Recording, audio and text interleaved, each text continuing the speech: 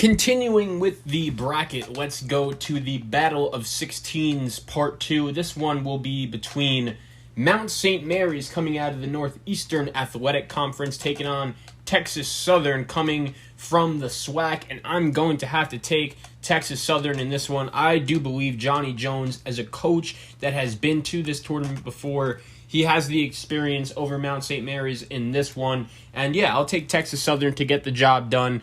I like Coach Jones in this spot to move on and take on Michigan in the Battle of 16s. And then in the other play-in game, I do like Michigan State to beat the UCLA Bruins. And I was a big fan of UCLA going into the season, and I do think Mick Cronin does have that program going in the right direction. The fact that he would have led the Bruins to 2 straight tournament appearances in his first 2 years, if the tournament would have gotten canceled last year, he deserves a lot of credit for that. But at the same time, the Big Ten, we know it's just a tougher league than the Pac-12. I think Michigan State has a little bit more horses to work with. Rocket Watts and Tiger Campbell is going to be a phenomenal matchup. But I think Langford and Aaron Henry, I think those guys make enough shots, and Michigan State moves on to take on the number 6 seed BYU. I'll then take Michigan to beat Texas Southern. I know Isaiah Livers is hurt, but at the same time, I do think Michigan will have enough to get past the number 16 seed there.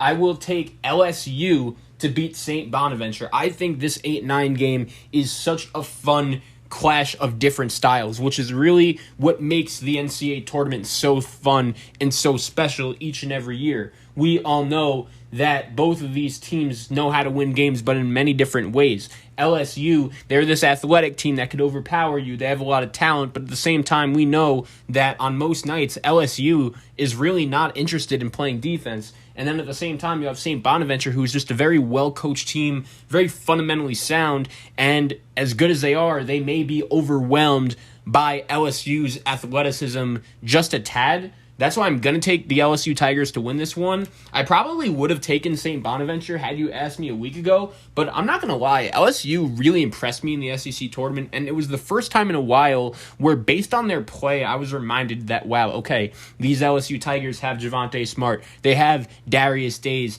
They have Cam Thomas, and my God, Trendon Watford was just balling in that SEC championship game against Alabama. I was super impressed. I'm going to take LSU to win this one, but I think it's going to be a great game. I'm excited. I will take the upset for the 12-5. I'm going to take Patrick Ewing and Georgetown to get the win over Colorado. And I think this matchup actually favors Georgetown. I think that Georgetown could get Colorado to play in that rock fight kind of style. And to be honest, I think you could make the argument that outside of McKinley Wright, I like Georgetown's surrounding pieces better. I think Qudus Wahab could do some damage on the inside, playing along with a guy like Pickett and a scorer like Blair, the way the kid Harris has been playing at point guard as well.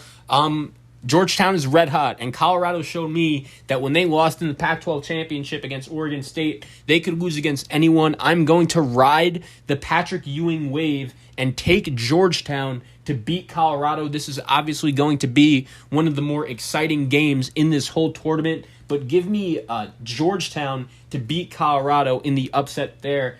That's my first 12-5. I'll then take Florida State to beat UNC Greensboro, and I gotta say, I'm really disappointed that Florida State is the team that UNC Greensboro is playing, because I got to be honest with you guys, I was ready to pick Isaiah Miller, Wes Miller, and the UNC Greensboro Spartans to win a game, because I'll say this, that kid is a pro, and UNC Greensboro is a really good team that they're due to win an NCAA tournament game sooner rather than later. If you remember, a couple of years ago, they took on Gonzaga, and that game was very competitive.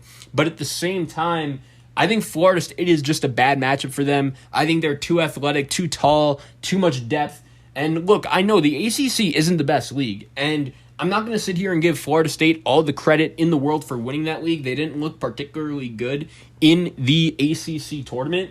But at the same time, I think their length and athleticism will take charge here. It kind of reminds me of a couple years ago when Florida State took on Vermont, who was the champs of the America East Conference at the time with Jeremy Lamb. I thought that at the time that was just an awful matchup for Florida State. And unfortunately, I think, or for Vermont, I should say, and I think that's going to continue kind of down a similar path with Greensboro. I like the Seminoles to move on there.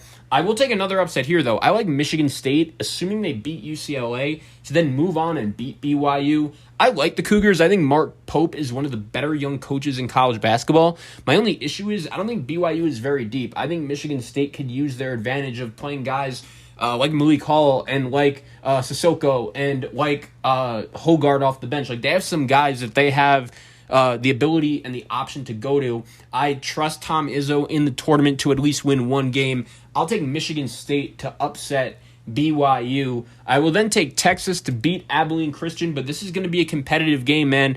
Abilene Christian could really play. They're a really fun team to watch who could shoot the ball well. They are out of the Southern Conference with head coach Joel Golding in his 10th season as the head coach of the Christian Wildcats, and this is his second season making the tournament, but it's also his second season in 3 years making the tournament, head coach of Abilene Christian. So I will take Texas to get the win there over Abilene. I will then take UConn to beat Maryland. This is a fascinating game. I think Maryland could easily win. I'm curious to see how James Bouknight could do with Darryl Morsell, one of the best defenders in all of college basketball, on him. The thing is, I think UConn has more options besides Bouknight that could beat a team like Maryland, like R.J. Cole, who I know is hurt, but I expect him to play, like a guy in Tyrese Martin, who has plenty of experience. You also have a guy in Akukakuk who is improving as well. Andre Jackson, one of the more athletic players in all of college basketball. I think UConn gets the job done there. And then I will take Alabama over Iona. I know Rick Pitino. I would love to see Iona win. I'll be rooting for them. But I think Alabama just has a little bit too much size, a little bit too much speed for Iona. I'll take the Tide there. I'll then take Michigan to beat LSU, but I'll say this. I was very close to taking the Tigers.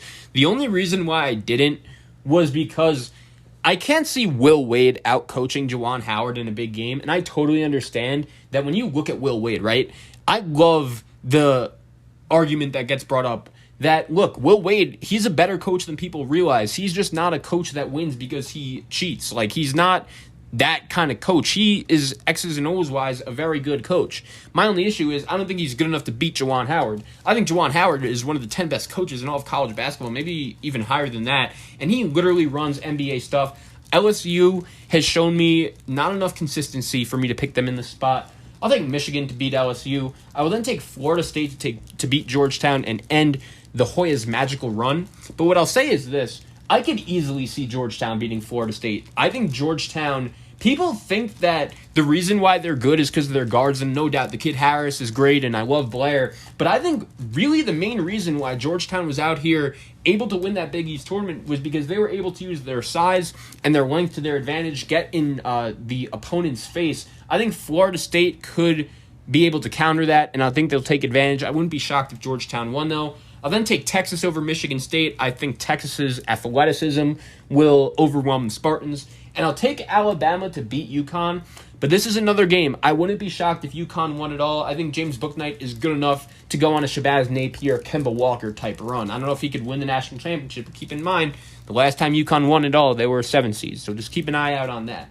In the Sweet 16, I think this is where Michigan's run comes to an end. I like Florida State to beat them. I think it's going to be a phenomenal game. If you remember, these two teams played in the Elite Eight a couple of years ago, and Michigan ended up getting the job done. But I think Florida State is the team that finally gets the part of Michigan that they want to, where, okay, having no Isaiah Livers cost them because Florida State has so much size. Hunter Dickinson isn't going to be able to beat the Seminoles by himself. I'll take Florida State to beat Michigan.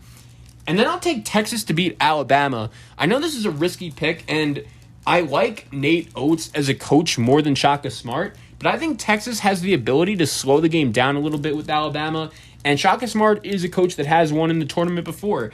Alabama has had a great regular season, but I think they have a cold shooting night. Texas's athleticism catches up to them, and I like Texas to go to the Elite Eight to take on Florida State, and I'm actually going to continue to ride with Texas and pick the Longhorns to go all the way to the Final Four. And look, it's crazy. I know that I was someone who, going into the season, I had my doubts about Shaka Smart and how he was going to be doing with this Texas team, because there have been many years past where Texas has just had plenty of talent, but they have not been able to win enough games. And Shaka Smart hasn't even won a tournament game since he's been at Texas.